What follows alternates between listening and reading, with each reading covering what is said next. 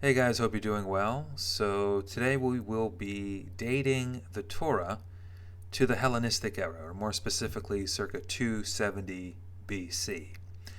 Now, this goes contrary to the traditional dating of the Torah, which some people believe of a more fundamentalist bent that it was written by Moses, who lived circa 13th century BC, or therefore 1,000 years earlier than what I am currently promoting.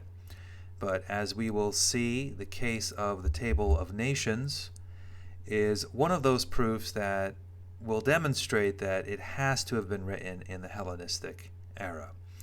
So this will be based off of the work of Russel Gmirkin and his excellent book, Berossus in Genesis, Manetho in Exodus, Hellenistic Histories, and the Date of the Pentateuch, which I highly recommend you purchase. Even though it is extremely expensive, it is worth the price. If you cannot afford it, do consider borrowing it from your library and reading it there. So, how does the Table of Nations help us date the Bible? Well, we can infer the date of a book based on the events it attests to.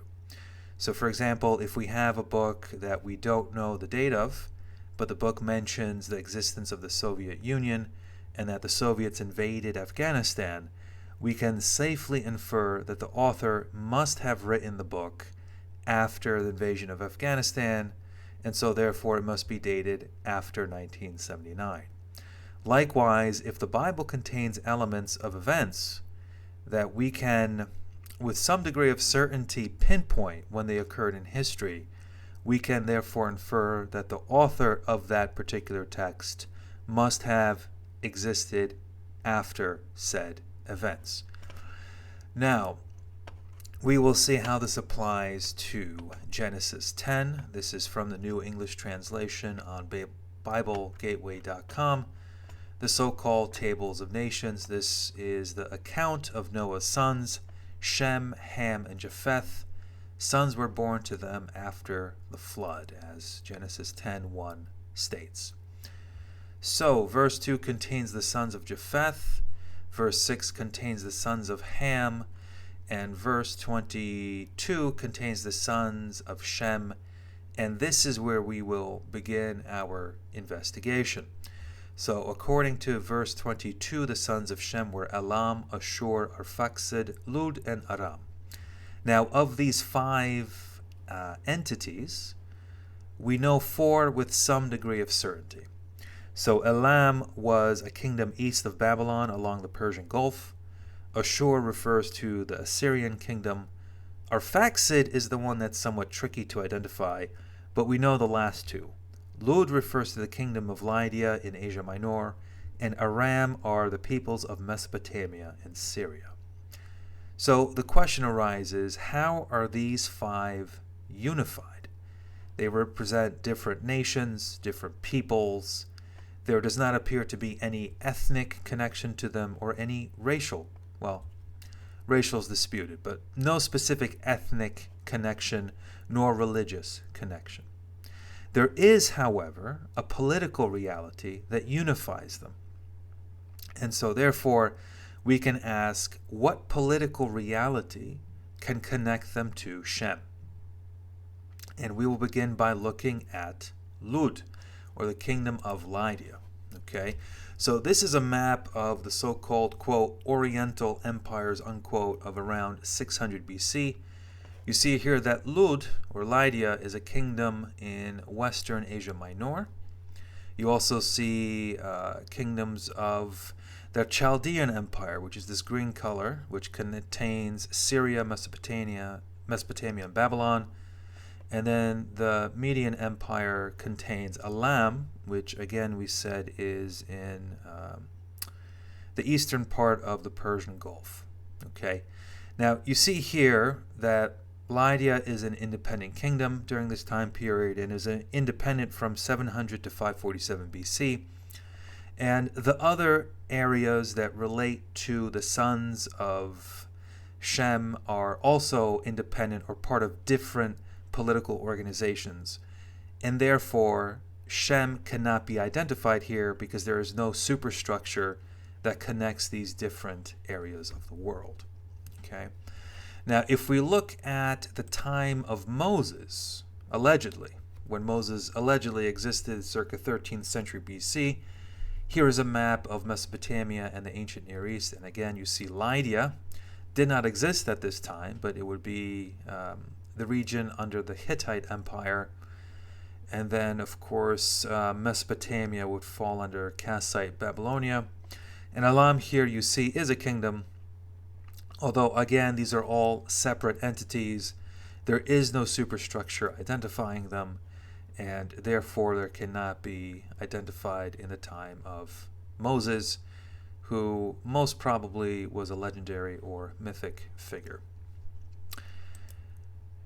Now, continuing on with Lydia, which again is in Western Asia Minor, this is now a map of the height of the Persian Empire, which stretched from 547 to 334 BC. And in this case, we do see that Lydia, Mesopotamia, Syria, and Elam fall under a single superstructure, namely the Persian Empire.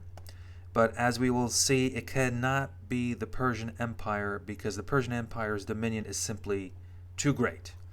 So the Persian Empire includes not just the regions of Shem, but also, as we will see, the regions of Japheth and Ham. So the Persian Empire cannot be Shem and therefore can be excluded as being the unifying agent of the sons of Shem. Next, we turn to Alexander the Great, who lived from 356 to 323 BC.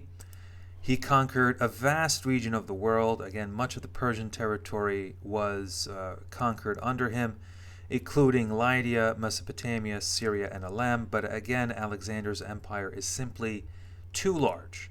It again encompasses the regions that we will see fall under Japheth and Ham. Therefore, Shem cannot be Alexander's empire. But then we fall into the War of Successors. So Alexander had died a premature death. This caused mass chaos, and the generals of Alexander then engaged in war against each other from the period of 323 to 278 BC.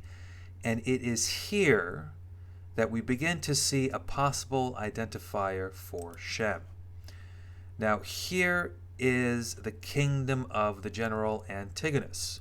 And we see here that under Antigonus, Lydia, Syria, Mesopotamia, and Elam fall under one superstructure, namely the kingdom of Antigonus, and therefore Antigonus is a possible identity for Shem that unifies the so-called sons of Shem. Okay, because you see it also will exclude the areas that are identified as Japheth and that will be identified under Ham.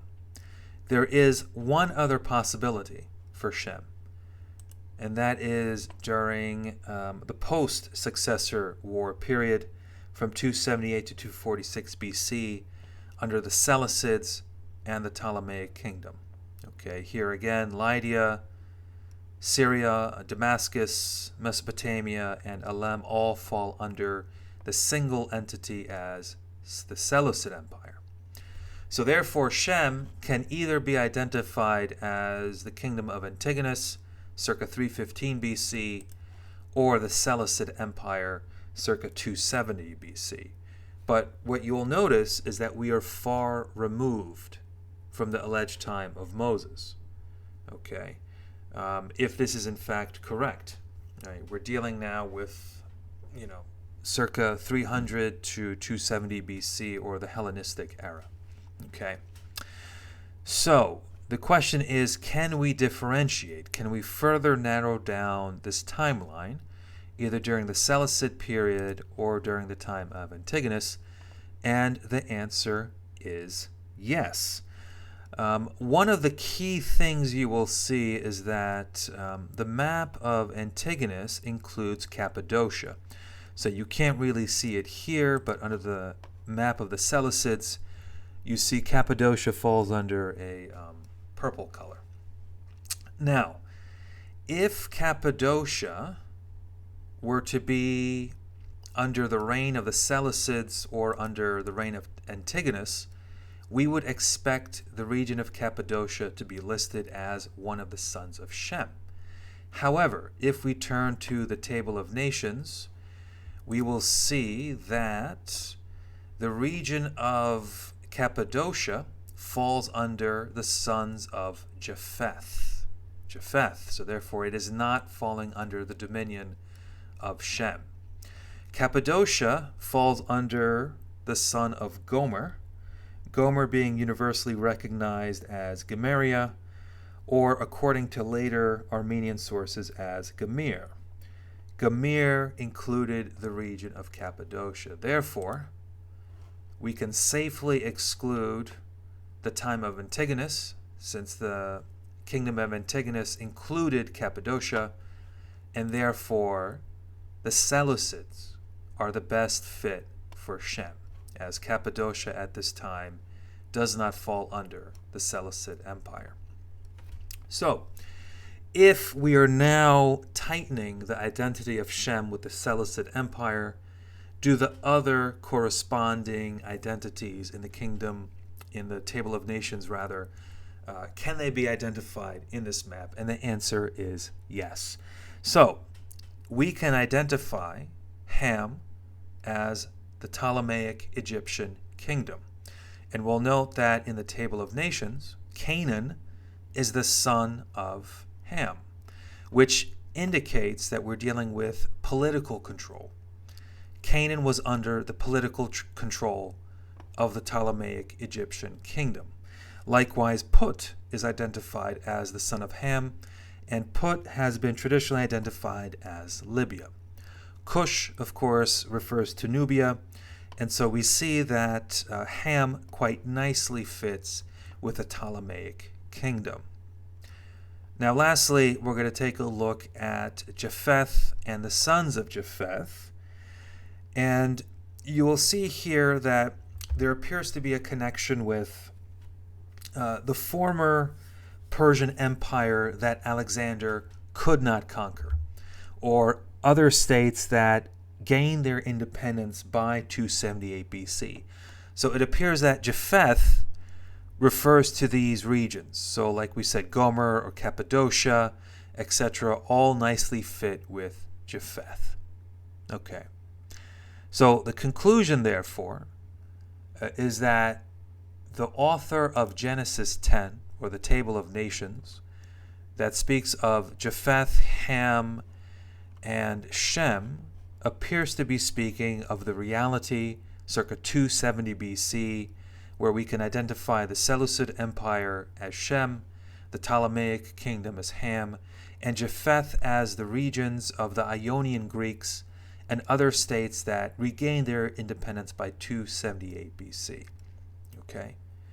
Therefore, the author must have lived in this time or after this time, and therefore the Torah must have been composed, or at least this part of the Torah was composed around 270 BC. Now, what's interesting is that by placing the Torah in the Hellenistic era, we can resolve many problems, and specifically the sources for the Torah, okay? Because it's in the Hellenistic era, or the era of the Ptolemies, that we have the building of the Alexandrian library, the Library of Alexandria, where it is possible the authors of the Torah, namely the alleged 70 sages who composed the Septuagint, could have read and obtained the information that composed Genesis 10 and other parts of the Pentateuch. So, I hope you found this interesting, and as always, take care.